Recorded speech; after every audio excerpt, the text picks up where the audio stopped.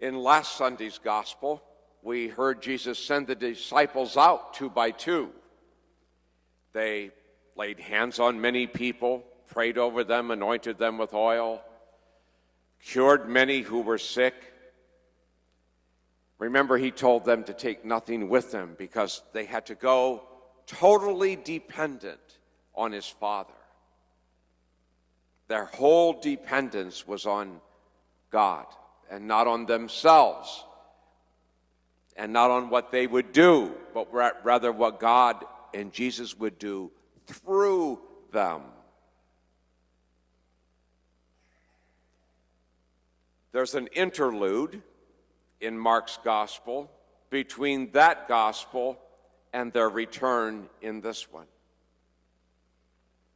And it's real short, it's just a few verses, but it's the story of John the Baptist and his beheading.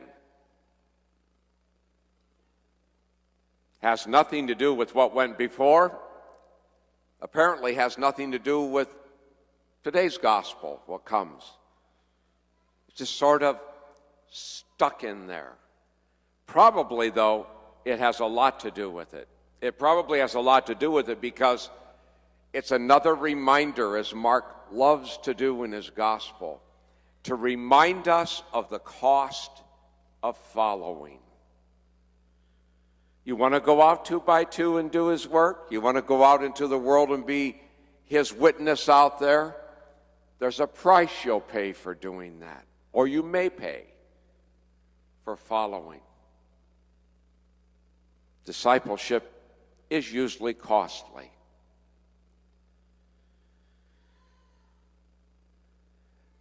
Today, in the gospel, they come home. They come home and they report to Jesus everything that had happened out there. How, my goodness, just like him, they had cured people, sick people, got better, all kinds of great things. And Jesus says, come away by yourselves to a deserted place and rest a while.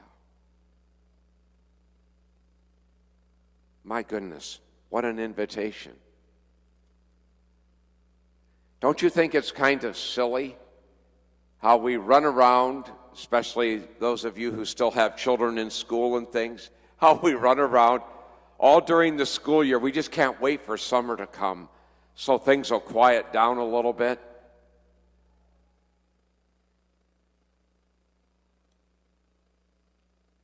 Do you know summer's over half over? For a lot of us, it's just been different. But it hasn't changed a lot. We're as busy in the summer as we are in the winter, in the school year. All we do is we change the things we're busy about.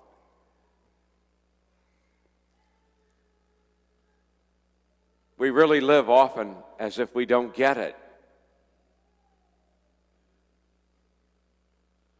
The whole purpose of recreation is recreation. It's the same word, recreation. To recreate the life of God, the life of the Spirit in us.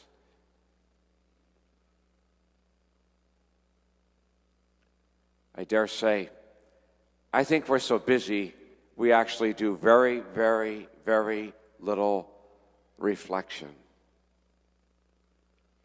What's the grace of reflection? The grace of reflection is that I begin to see all the stuff and make the connections that I need to make in my life on a deeper level.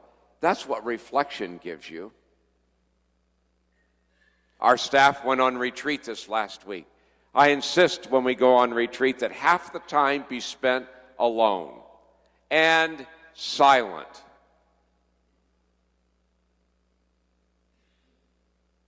No talking to one another, no interrupting one another's private space. The one thing we get so little of is come away by yourself to a deserted place and rest a while. It's only in that rest and quiet that we can make those connections. Somehow, we have all bought into either the heresy or the sickness that more activity is better.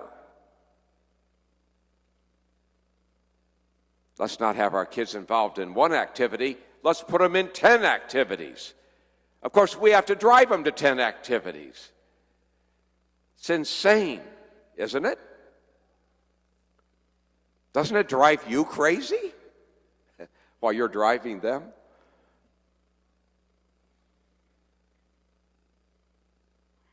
Who said that? Who said it was better to be busy all the time, to always constantly have activity or things to do? Who said that? Who told us that? It certainly is nothing that Jesus ever taught us, because he taught us the opposite. He went away. He'd be real busy, and then he'd go away to a mountaintop to pray for a while.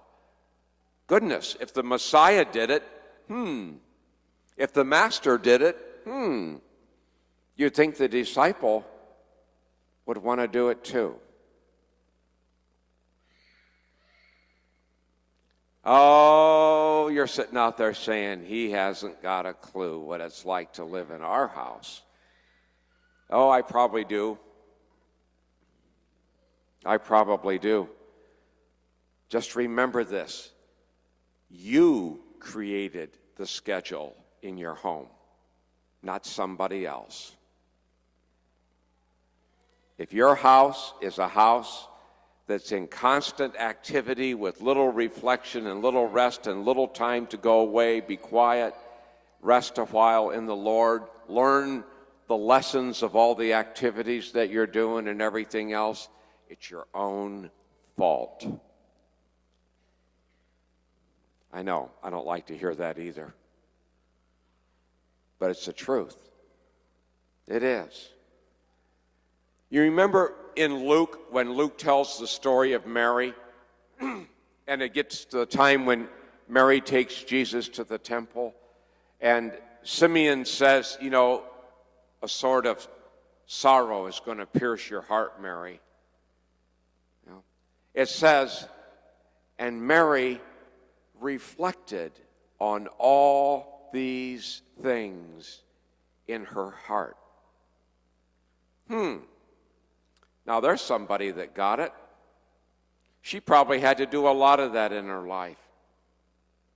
I know you can't pack up and go on retreat, and you can't do that kind of thing. But there's not a single person in this room today that cannot set aside quiet, still time in your life and in your day.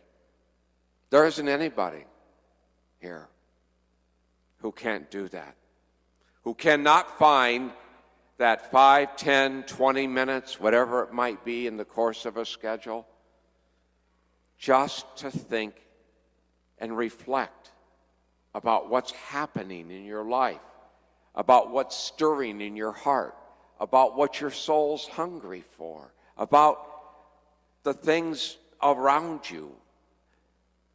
Reflect. Come away and rest a while. Come to a quiet, deserted place and rest a while. You know, you might have to find the deserted place just in your heart, but it's there. There's a desert there. We wonder why everything just keeps going on around us and we don't see the connections. Maybe it's because we don't do the work of the quiet that's needed in our own hearts and souls and lives to make it happen.